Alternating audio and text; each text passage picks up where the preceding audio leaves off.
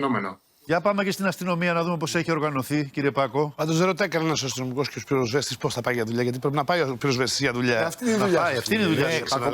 Δεν το λέμε όμως ότι όλοι οι υπόλοιποι θα κάτσουν στο σπίτι τους. Κάποιοι κλάδοι με όλες τις δυσκολίες. Εσείς επιλέξατε έναν χώρο που δυστυχώς έχει πολύ μεγάλες δυσκολίες. Να το λέμε όμως, γιατί πίσω έχουν και οικογένειες. Εσάς ευχαριστούμε κάθε φορά. Εσάς, τον κύριο Τσίγκα, τους συναδέλφους σας. Εσείς ευχαριστείτε την αστυνομία. Όχι, και οι πολίτες προσωπικά. Σε Κάποια κομμάτια των πολιτών ή των πολιτικών δεν νομίζω χτίσαν καριέρες πάνω στο να βρίζουν την αστυνομία. Απλά ήθελα να το πω γιατί κάθε φορά που έχουμε καιρικά φαινόμενα. Αυτό αφορά το πολιτικό και δεν ρωτάει κανείς πώς βγαίνει ο αστυνομικός. Αυτό αφορά τα χούγια των κομμάτων και των πολιτικών. Οι πολίτες μόνο ευγνώμονες είναι απέναντί σας. Στην αστυνομία και στην πυροσβεστική. Εκτός από τις περιπτώσεις που παραβιάζετε τα όρια. Κάποιες φορές. Παιδιά, δεν είναι το θέμα μας αυτό. Τι σας έχει πιάσει με την κρίνια. Θα πρέπει να γκρινιάζουμε και εμείς τότε. Πώς ήρθαμε στη δουλειά μας. Θα πάμε στη δουλειά μας. Αυτή είναι το καθήκον μας, είναι να είμαστε εδώ. Και τα διάβροχα. Το πρωί είχε ένα ποτάμι 2 μέτρα έξω από το σπίτι. Πώς πέρασε ο Άκης. Το είδε το άρβιλο που φοράει ο Άκης σήμερα. Για αυτή την περίσταση. Λοιπόν, για πάμε να δούμε τι έχει κάνει η αστυνομία μέχρι τώρα. Για τα μπλόκα λέμε τώρα. Για τα μπλόκα. Κοιτάξτε. Είναι λίγο δύσκολο το θέμα αυτό. Γιατί πρόκειται για μια κοινωνική ομάδα πολύ ιδιαίτερη.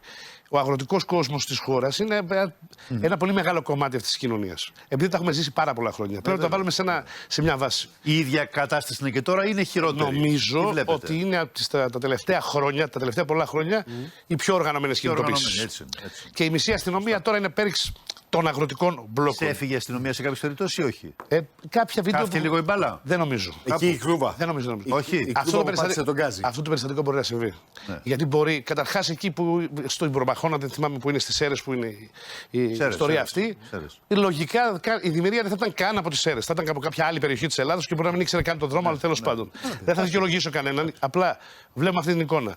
Εγώ θα θέσω 2 θεματάκια εδώ γιατί θα έχουμε πολύ δρόμο μπροστά μας και θα τα συζητάμε. Οι αγρότες είτε έχουν δίκιο είτε δεν έχουν δίκιο. Κατά τη γνώμη τη δικιά μου έχουν δίκιο. Άρα λοιπόν οφείλει η κυβέρνηση να το λύσει πολιτικά το θέμα.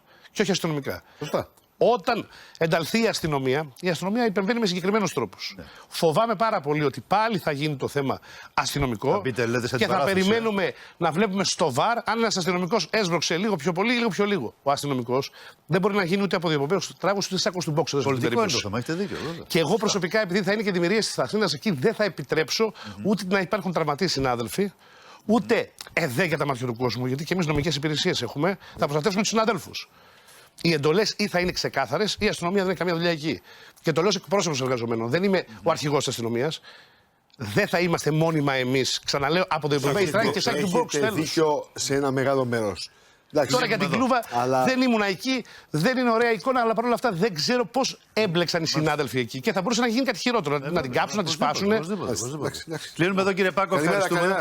Καλημέρα κύριε Τσίγκα. Καλημέρα κύριε Τσίγκα, να είστε καλά.